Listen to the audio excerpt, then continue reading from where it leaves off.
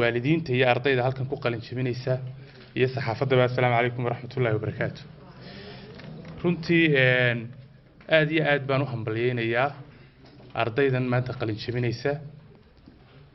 waxaa la ilaahay haydu ku anfaco cilmiga barateen.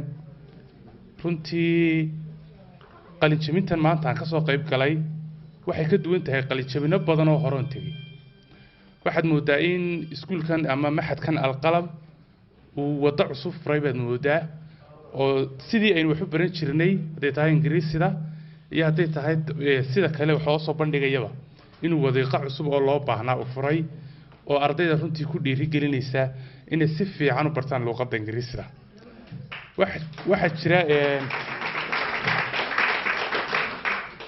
berigii hore aanu yaryareen dad marka qaarkood baa la moodi jiray luqadda ingiriisida luqad gaaladu leedahay baa la moodi jiray phobia dadku ka qabeen.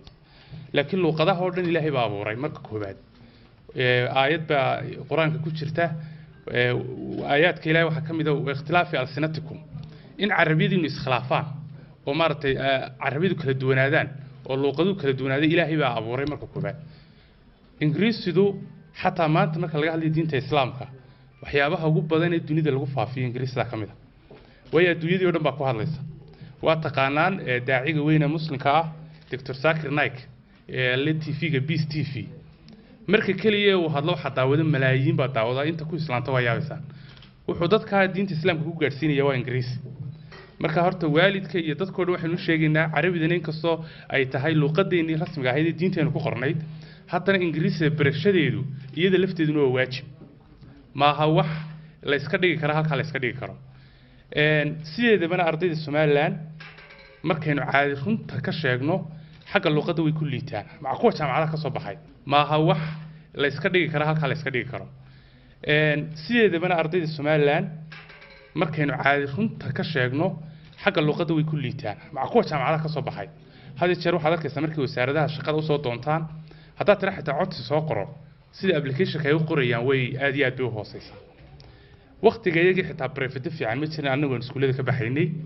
luqadda ingiriisidu waxay ahayd waxyaabaha ugu badan ee ardayda reer Soomaaliland caqabad ku ah. iyada furo waa qofku inuu jaamacad dibadeed helo. iyada furo inuu professional staff noqdo oo shaqaale rasmi ah noqdo. xogeynta ayay ka bilaabantaa shaqadu iyo qofka xogeyn noqonaya ama inta xogeyn noqonaya haddaan si fiican ingiriisiga u garanay wax badan baa ka khaldamaya. marka ahmiyadaas ay leedahay iskuulka alqalamna waxaan arkayaa inuu soo bandhigay ingiriisiga rasmiga ahayd ee stage-ka la rabay in barafadadeennu u gudbaan ayuu maanta soo gaadhay. aad iyo aad baan runtii u baarigayaa oon u hambaliyeynayaa. weliba hablihii halkan ka hadlayay berigaanu yaryareen classka marka 50 qof dhigtaan habluhu 2 iyo 3 bay ahaan jiray 4 markay classka 8 ama 7 soo gaadhaanna 4 laba baa la guursan jiray.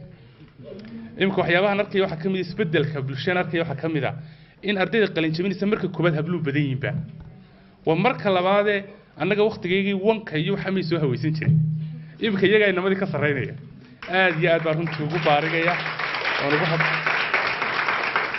oo ugu hambalyeynaya qoladii xitaa halkan soo bandhigaysay anoo faaninay hablaha si fiican u fahmay anu pronunciation-koodii.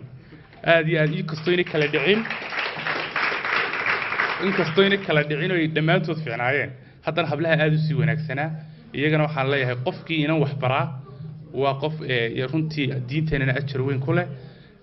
hablaha in tacliinta lagula dadaalo waayo hadhow iyaga ubadkooda kaaga filaanaya qoyska dhan bay runtii hagaajinayaan. aad iyo aad baan runtii aan idin hambalyeynaya. waxaan leeyahay allah idinku anfaco. assalaamu calaykum waraxmatullaahi wabarakaatu.